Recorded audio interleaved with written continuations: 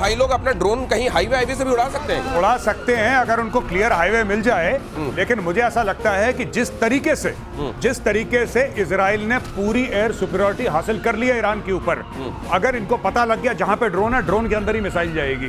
क्योंकि पूरे समय तो अब इजरायली जो है ना, वो पिकनिक मना रहे हैं ईरान के आसमानों के ऊपर। उनको कोई थ्रेट है ही नहीं, क्योंकि आपका एयर डिफेंस पूरा खत्म कर चुके हैं। एयरफोर्स आपकी टेक ऑफ नहीं कर रही है, ड्रोन आपके जमीन पे हैं, तो इजराइल के लिए तो खतरा ही नहीं। देखो 125 एयरक्राफ्ट आए थे मिडनाइट हैमर में, 125 एयरक्राफ्ट से ज्यादा आए, वहां पे उड़ के चले गए। भाइयों को पता ही नहीं लगा कि अमेरिकन कब आए, कब मारा, कब चले गए। और वहीं पे जहां पे हवन कुंड बनाया, उसी में अब इजराइल सामग्री डाल रहा है कि जलता रहे वो। ये बहुत अच्छा शब्द है, हवन कुंड में आहुतियां अभी और डाली जा रही है उसी जगह पर जहां पर वो कुंड बना गए हैं। बॉम्बर अटैक कराया है या उसके किसी समर्थित मिलिशिया ने ये कर दिया है, ये क्या होने वाला है? उधर पुतिन के पास मिलने पहुंचे हैं अब्बास अराक्ची, ईरान के विदेश मंत्री। क्या आश्वासन मिला? क्या रशिया भी इस युद्ध में कूदने वाला है? ये तमाम बातें आपको बताऊंगा। प्रतिशोध कौन कितना खमियाजा भुगतेगा, पहले यह खबर देखिए, उसके बाद मैं अपने एक्सपर्ट्स को आमंत्रित करता हूं। यहां मेजर गौरव आर्य, एयर मार्शल पीके श्रीवास्तव स्टूडियो पहुंचे।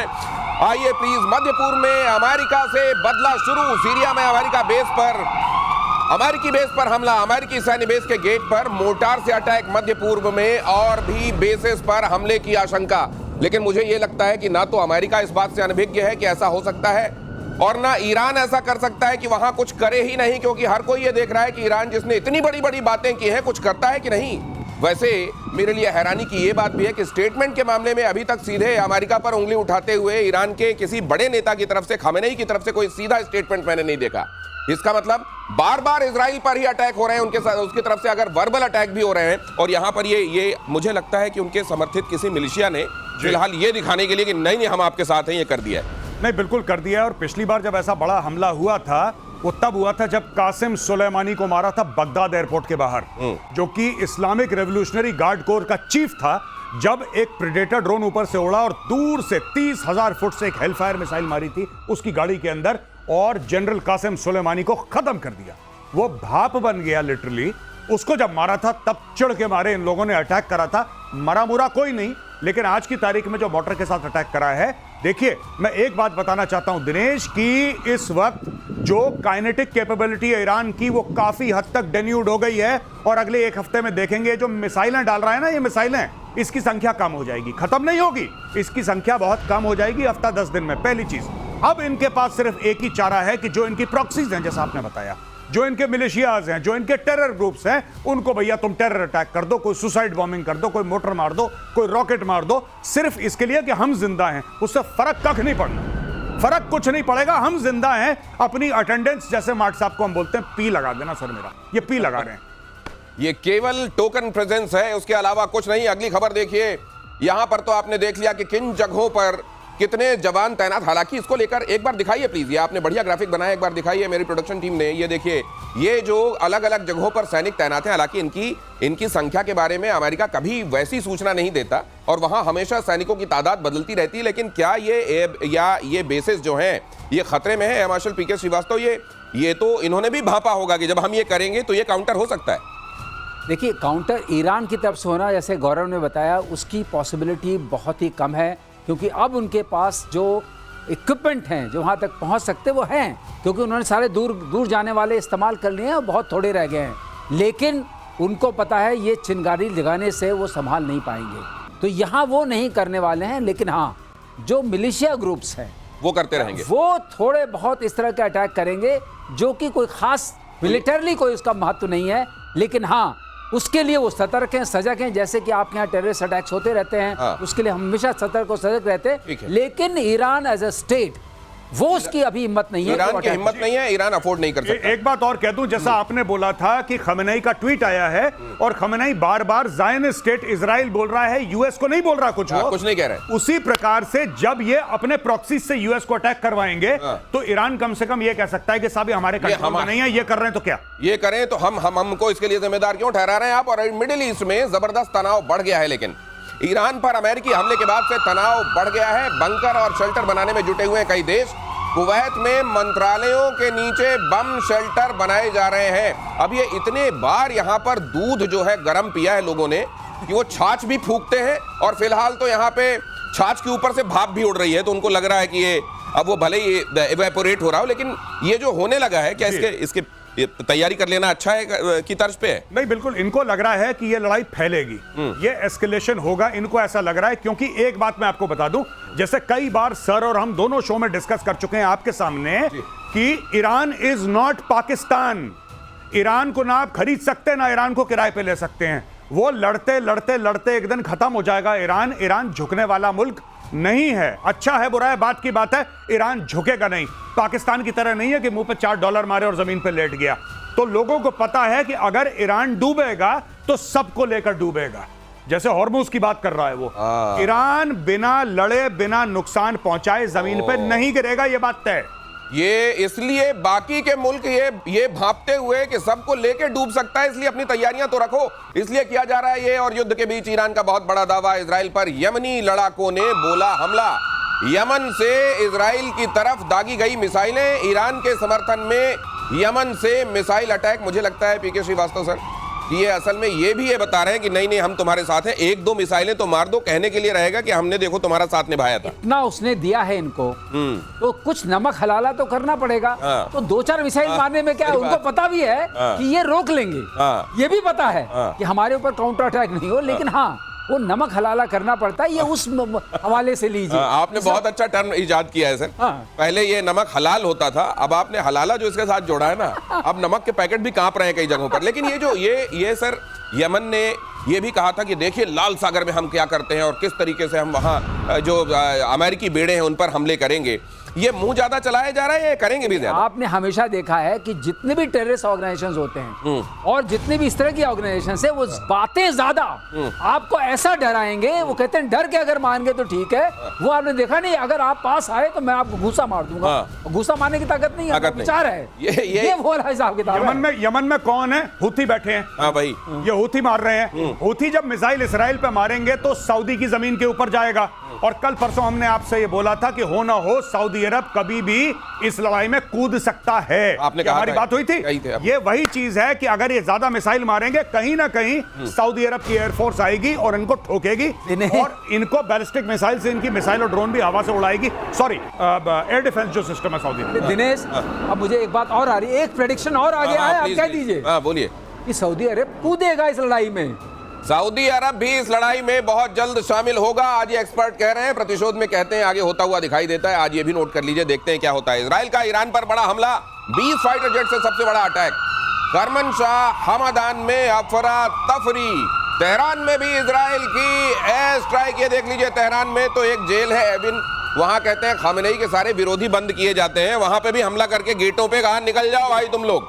वहां एक घड़ी लगाई हुई है सर, जिसको इजराइल के डिस्ट्रक्शन की घड़ी कहा जाता है। शब्द से लोग डर जाते हैं। हाँ, ये घड़ी मोरा दिल धड़के वाला जो है, एक घड़ी वो बाघेरी को भी दी थी यहाँ मुनीर ने, उसका भी यहाँ एक घड़ी बनाई भाई लोगों ने। खामेनेई ने कहा कि 15 सालों में देखिएगा आप इजराइल तबाह हो जाएगा। ये 2015 में कहा, तो 2021 में भाई लोगों ने घड़ी बना दी है इजराइल के डिस्ट्रक्शन की घड़ी, जो काउंटडाउन लगाए हुए हैं कि 2040 तक इजराइल साफ। इतनी अगर आप दुश्मनी रखते हुए किसी को पोर्ट्रे करके बताएंगे कि हम तुम्हारे इतने बड़े दुश्मन हैं, तो इजराइल तो अभी तक बेचारा फिर भी बहुत सहता चला गया। नहीं, इन लोगों ने यही करा है।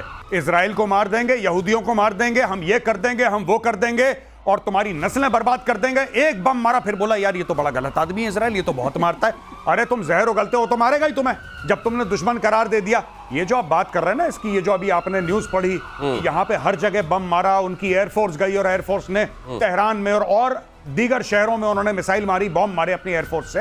मैं एक बात पूछना चाहता हूं कि वो ईरान की काबिल एयरफोर्स, जिसके कसीदे पढ़े जाते थे कि ईरान की एयरफोर्स है और आएगी धुआं धुआं कर देगी, आपने सुना एक जहाज नहीं उड़ा उनका?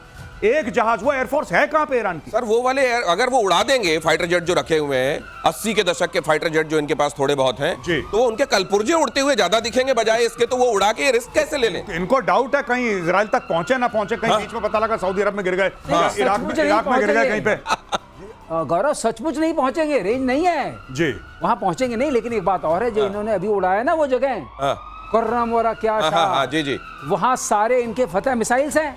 ये जो मारा है इस बार, ये बहुत बड़ी बात है।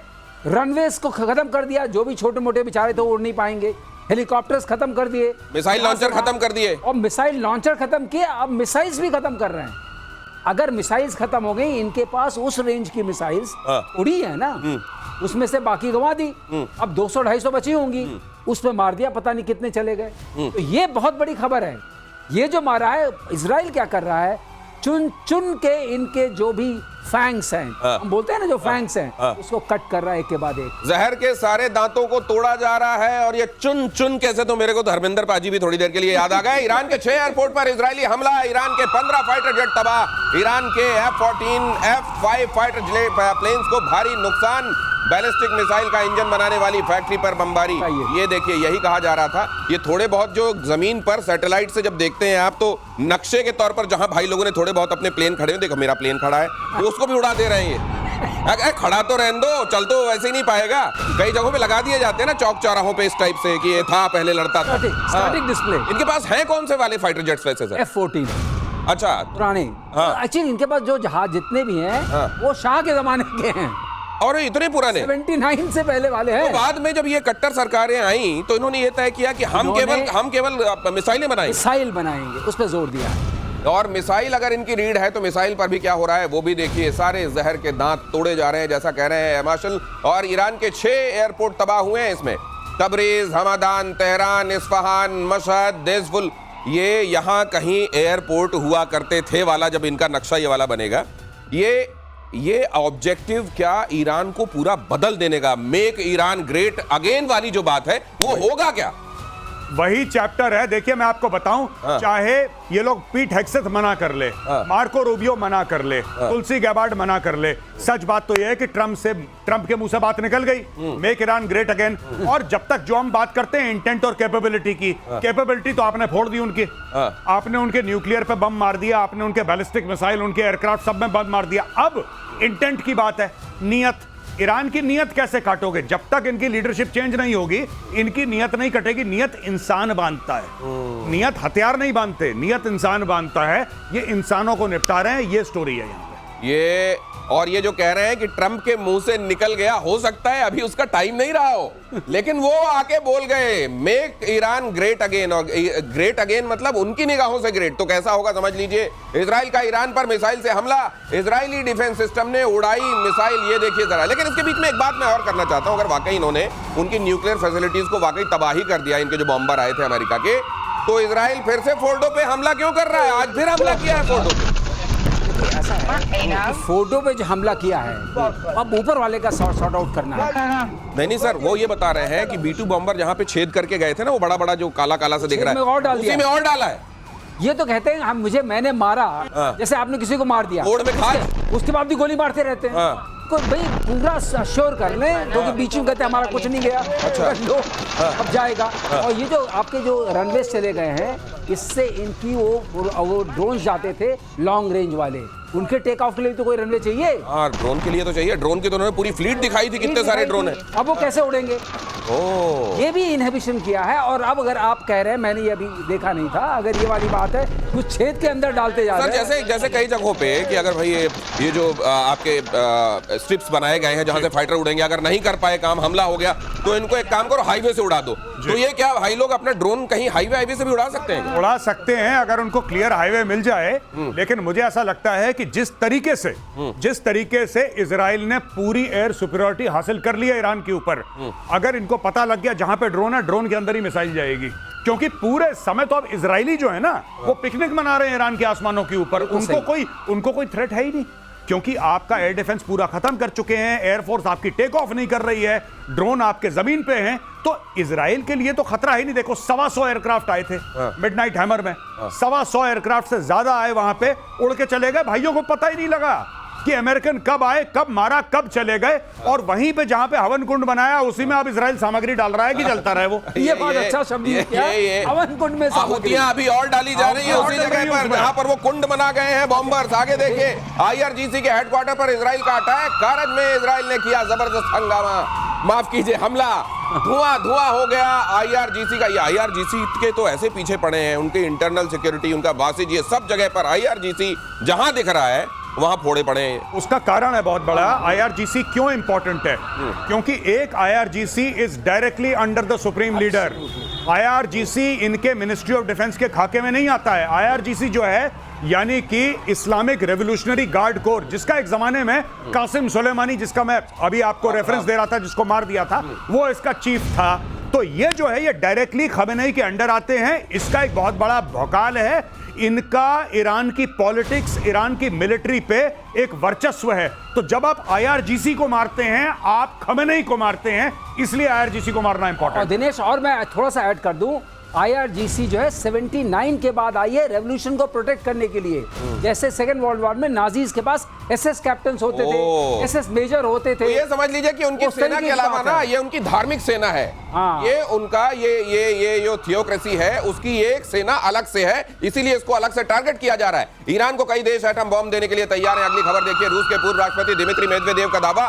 रूस के सुरक्षा परिषद के उपाध्यक्ष मेदवेदेव ने कहा, प्रेसिडेंट के पुतिन के सबसे करीबी मेदवेदेव ने कहा, ईरान की एटमी साइट्स पर यूएस के हमले के बाद कहा कि हम न्यूक्लियर वॉर हेड कोई भी दे सकता है हम में से।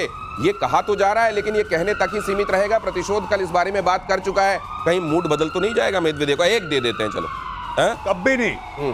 अगर आपने ऐसा कर दिया, अगर कर दिया रशिया ने और ईरान को न्यूक्लियर वॉरहेड दे दिया, तो भाई साहब चाइना पीछे हट जाएगा। सबसे पहले मैं आपको बता रहा हूं, अमेरिका कुछ करे ना करे वो बात की बात है। सबसे पहले चाइना अपना हाथ झाड़ेगा, बोलेगा भाई साहब कल से you are on your own, तुम अपना मैं तुमको नहीं जानता। नहीं, तुम अपना खाओ, अपना बिल दो भैया। क्योंकि देखिए एक ऐसी न्यूक्लियर बात है जिसमें, ठीक है पाकिस्तान बिक गया, AQ खान उनका बिक गया, वो कोई बात नहीं है, लेकिन ये बड़े देश केयरफुल रहते हैं। Even North Korea, they are extremely careful. तो ये मेदवेदेव का एक डेस्परेशन वाला बयान है, और मुझे नहीं लगता कि रशियंस को ऐसा बयान देना चाहिए कि हम किसी को न्यूक्लियर वेपन दे देंगे, वो भी ईरान जैसे रोग स्टेट को। अमेरिकी हमले के बाद ईरान के समर्थन में क्या कहा गया? ईरान को मिला रूस चीन का समर्थन। पुतिन के साथ मीटिंग करने पहुंचे ईरान के विदेश मंत्री।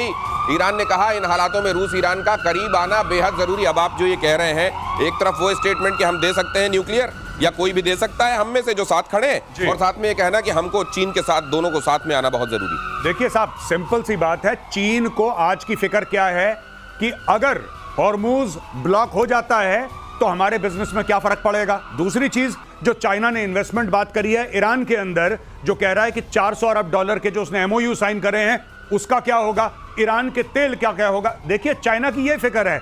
चाइना की ये फिक्र नहीं है कि ईरान में हो क्या रहा है, यानी कि जो ईरान में हो रहा है उसके बाद नतीजे क्या हैं, उसकी चाइना को फिक्र है। तो यहाँ पे ये जो ये कहा जा रहा है, अब जैसे इन्होंने कहा कि किसी भी समय स्पाइरल ऐसा भड़केगा, इसका हाथ से बाहर चले जाएगा कंट्रोल, आप कुछ नहीं कर पाएंगे, चीन कह रहा है। चीन जो कह रहा है, उसके चीन के इतने इंटरेस्ट वहां पर हैं कि चीन कुछ भी नहीं करेगा। चीन सिर्फ इस वक्त भपकी इसलिए दे रहा है कि फर्दर मत मारो, अब इसको यहां रोक दो, आगे मारने की जरूरत नहीं है, और इस युद्ध को सिर्फ बाइपोलर रहने दो। मतलब it is between Iran and Israel. रूस भी नहीं आने वाला। मैं बिल्कुल आंकड़े से एकदम सहमत हूं, कोई नहीं आएगा इसमें, क्योंकि किसी का इसमें भला दिखता नहीं है। और जहां तक परमाणु बम की बात है, अरे वो कौन किसको देगा? वो दे दिया तो आपने हंगामा क्रिएट कर दिया। You created a different kind of something like this. आपकी चादर है, आपने बीच में एक बम रख दिया, चादर का क्या होगा? चादर का क्या होगा? लेकिन सर, हॉर्मुज के अगर चोक कर दिए जाने की वजह से ये चिंता है, तो हॉर्मुज के चोक करने से होगा क्या, और क्या चीन की सबसे बड़ी चिंता है? ये देखिए जरा, अमेरिकी हमले के बाद ईरान का बड़ा फैसला, हॉर्मुज स्ट्रेट, जिसको आप हिंदी में जल डमरू मध्य भी कहते हैं, उसको बंद करने का प्रस्ताव ईरान की संसद में प्रस्ताव पास किया गया। ऑयल एंड गैस की सप्लाई पर बहुत असर पड़ेगा। ये कहा जा रहा है कि भारत में जो आप पेट्रोल डला रहे हैं, ये $125 के आसपास पहुंच सकता है, और क्रूड ऑयल की प्राइस पहुंच सकती है $80 पर बैरल, या इससे ज्यादा हो सकता है इसका दाम। चीन की मेन चिंता यह है कि उसका ज्यादातर, उसकी इकोनॉमी को चलाने वाला जो तेल है वो हॉर्मुज से ही आता है। अब ये अगर ऐसा है तो कि ईरान चीन को तेल लेने भेजने वाला है क्या? नहीं, अब देखिए बात यह है कि इसमें अब चाइना के पास दो सूरत हैं, ठीक है। अब देखिए जिस तरीके से सऊदी अरब का है, अगर हूथी वहां पे एक्टिव होते हैं तो सऊदी अरब को भी मुश्किल होगा तेल बेचना, चाहे इधर से बेचे चाहे उधर से बेचे, नंबर 1। नंबर 2, इसका मतलब चाइना और रूस और पास आएंगे, क्योंकि रशिया जो है it is among the chief supplier of oil to China. फिर चाइना बोलेगा कि अपनी जो सप्लाई चेन है उसको डाइवर्सिफाई करो। और तीसरी सबसे बड़ी बात है कि इस पूरे खेल में ईरान का सिर्फ एक गेम है, और ईरान का ये गेम है कि इतना रायता फैलाओ, इतनी मुसीबतें करो कि दुनिया इजराइल और यूएस के ऊपर दबाव डाले और बोले कि भाई साहब हमारी इकोनॉमी आपने तबाह कर दी, देख रहे हो क्या कर रहे हो, बंद करो, ये बंद करो। इसलिए वरना देखिए ईरान से कौन तेल खरीद रहा है आज की तारीख में? ये जो बता रहा है यमन हूती विद्रोही, देखिए ये आप जरा नक्शे में स्थिति के हिसाब से भी समझ लीजिए। ये जो जल डमरू कहते हैं, डमरू बीच में सकरा होता है, दोनों तरफ चौड़ा होता है, तो ये देख लीजिए बीच की ये सकरी स्थिति और ये दोनों तरफ चौड़ा।